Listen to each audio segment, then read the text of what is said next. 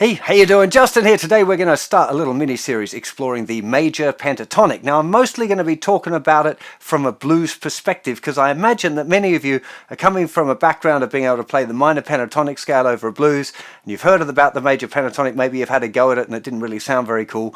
So I want to take you through a little series of exercises of practical things you can do as well as explaining the theory, because I think the more of it you can do on your own by listening, the more you'll understand it really in a kind of a musical way rather than just understanding like what the notes are. So the first thing that's really important to understand about the difference between the major pentatonic and the minor pentatonic is the major pentatonic is chord specific. So you have to play the major pentatonic of the chord that you're playing over.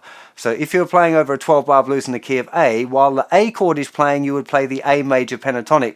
But when it changes to the D chord, you can't continue to play the A major pentatonic. It sounds horrible. Okay, that's the biggest mistake that people make with this scale. They start trying to play the scale over the whole 12-bar blues like you can with a minor pentatonic, and it just doesn't work. Okay, I'm going to explain the theory behind that a little later on in the lesson or in the series. Now, there's options there when it changes chords. You can change to the minor pentatonic, which is something that I know a lot of people are interested in, which we're going to cover shortly.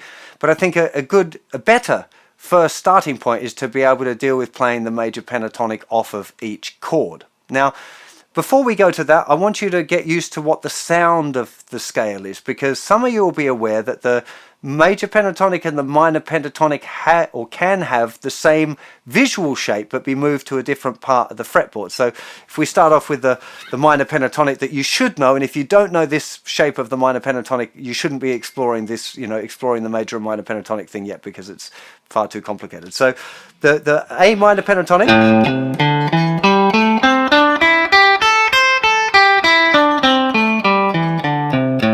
should be familiar with that, should be confident making up a solo using just that scale, okay, before you even think about checking out the major pentatonic. Now, if I take exactly that same shape, but put my little finger on the root note, so that's the note A, the 5th fret on the thicker string, that was the A minor pentatonic, so we've got A there. If I move exactly the same shape, I'm going to start on the A,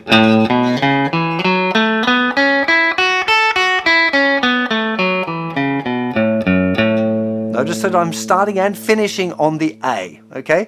That is the major pentatonic, A major pentatonic. So A minor pentatonic, A major pentatonic.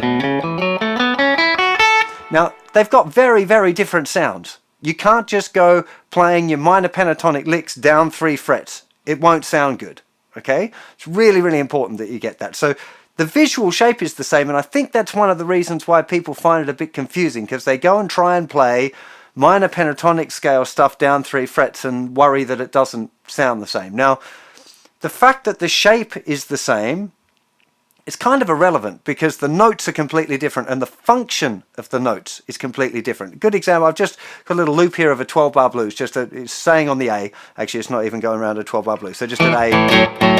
And I'd recommend that you have a go at doing this yourself as well. So just put a little loop around just on an A chord. You can either strum it or do this little shuffle thing, whatever you like.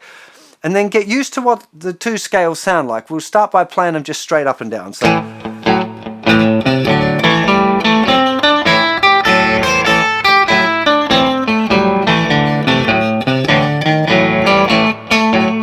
okay, now we'll do the major pentatonic.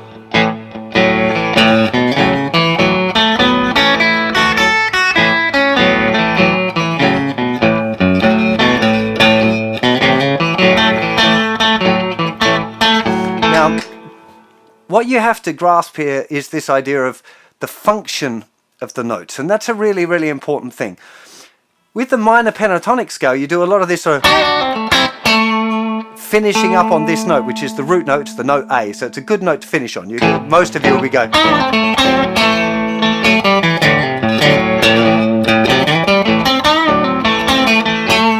this kind of, or okay, really targeting that note. But if I try and do the same thing down 3 frets,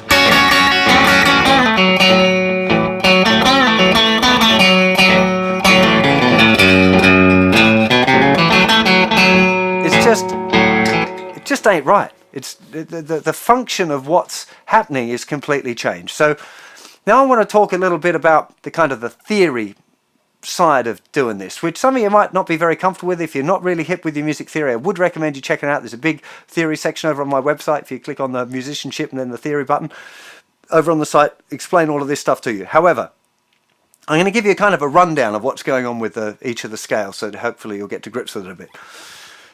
The minor pentatonic has the notes, the root note, the flat third, the minor third, the fourth, fifth, flat seven, and the root. Now, when I'm talking about like the flat seven or the flat third or the minor third, this is relative to the major scale, the parent major scale. So in this case, there's A major scale.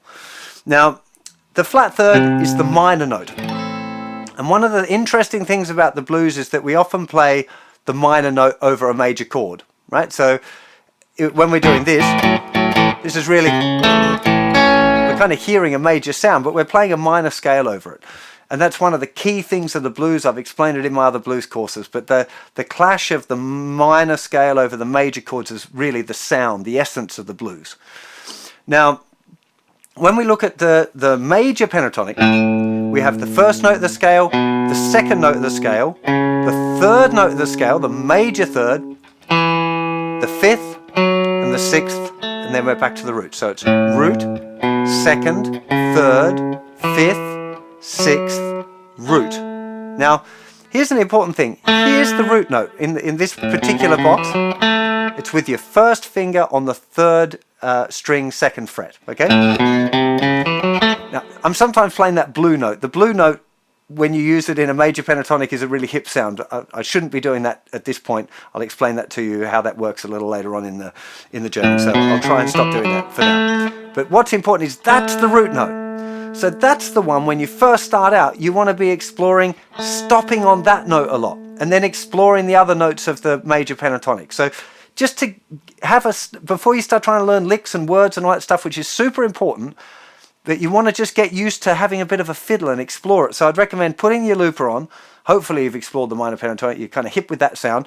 Now you want to just be exploring the scale, but coming back to this note. You can come back to the low root note if you like, but I'd recommend just keep on coming back to that. Don't try and do anything fancy. Even you can try some string bends if you want, but I wouldn't necessarily be going to that. Just explore the notes. I'll just give you a little demo of what I mean.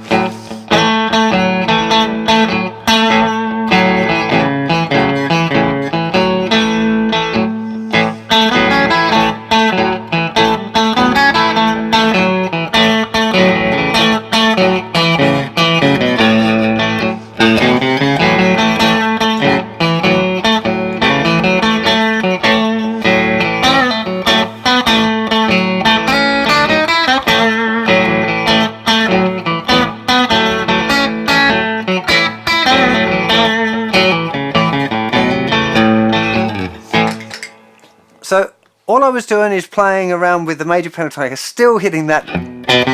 I'm just so used to, that's kind of part of the vocabulary that I like with this particular sound, so I'm struggling to stop myself from doing it. Hopefully you won't, you'll be able to stop yourself doing it initially. Like I said, I will explain that in a future session. But that should really be your first step, is just getting used to the idea that you've got this one chord, you've got this scale, and you've got these licks that fit over that. I already mentioned that you have to make the changes when you're playing a major pentatonic scale. And what I mean by that is that when you're playing a 12-bar blues and it changes from the A chord to the D chord, you need to change the scale from the A major pentatonic to the D major pentatonic.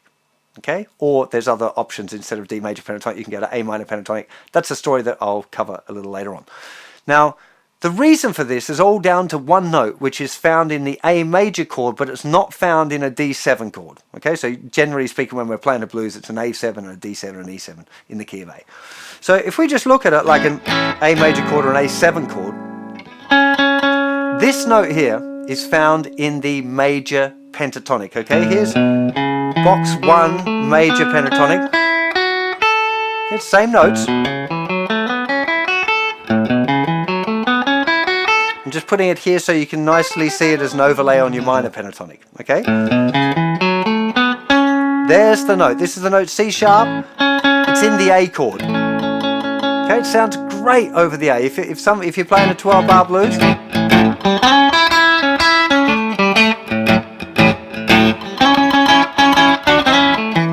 it's a great note to target.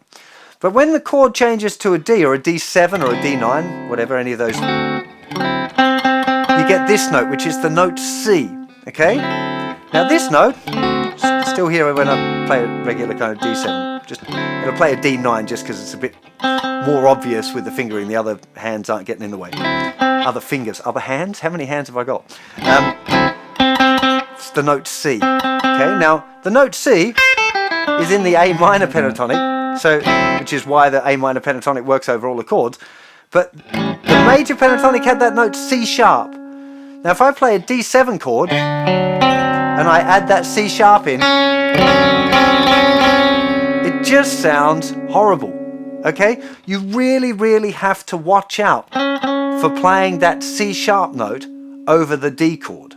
It's a real clanger. It don't work. It's awful. You can't do it.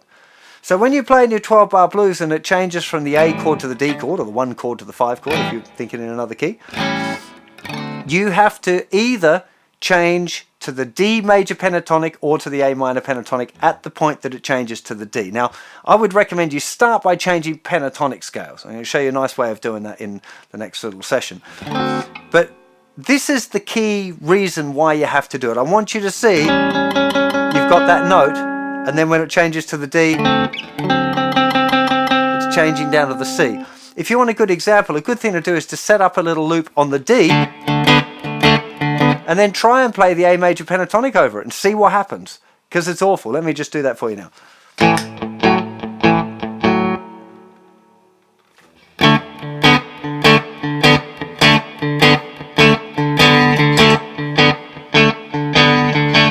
Okay, so if I play major pentatonic,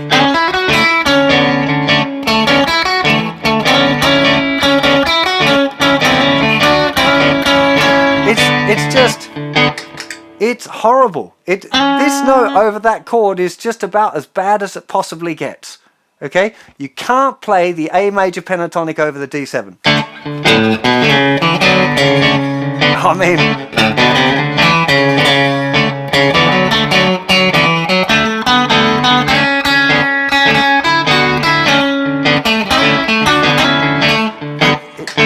you just can't do it. And it is the key thing that you have to get over when you're playing in this style. You want to use the major pentatonic, you have to move the pentatonic with the chords. So if we're in the key of D and we've moved the transit, we're in the key of A, it's moved to the D chord, to the 4 chord, we change to play the D major pentatonic.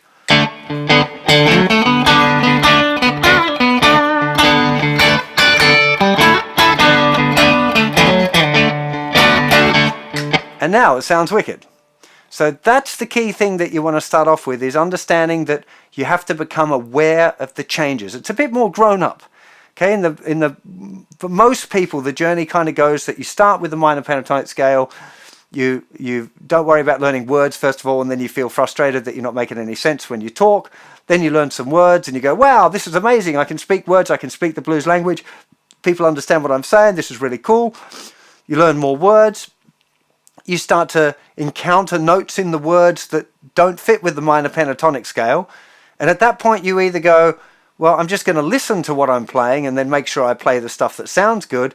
A lot of people kind of forget to listen. So they'll be using these kind of licks over the D chord. And it just doesn't sound very nice. Okay, so you have to kind of, if you've been doing that, you have to unlearn that.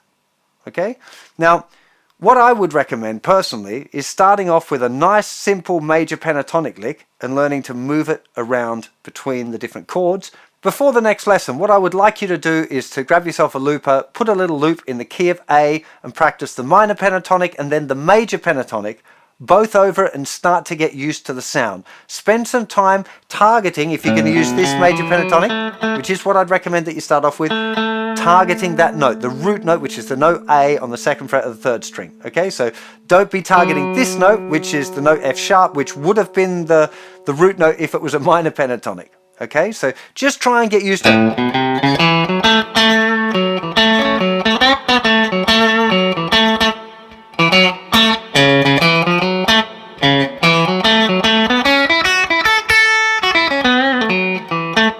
Well, you know, just whatever. Keep coming back to that note. Get used to the sound of the major pentatonic so that your mind and your ears aren't going to confuse the major pentatonic and minor pentatonic, and just let your fingers gabble around a bit, okay? In the next lesson, I'm going to take you through one little lick, okay? One lick that's got quite a few different options, but it's just essentially one lick that's a really, really good starting point for getting into this as a concept. So hopefully you'll join me for that. Please do hit that subscribe button if you dig what I do. I really appreciate your support, and you'll get notified if you go and hit the bell on my channel of when the next lesson in this series is going to pop up for you. There'll be tabs and extra support over on the website, so if you're not a registered user, go and check that out. There'll be plenty more stuff over there to help you as well. See you for plenty more very soon. You take care of yourselves. Bye-bye.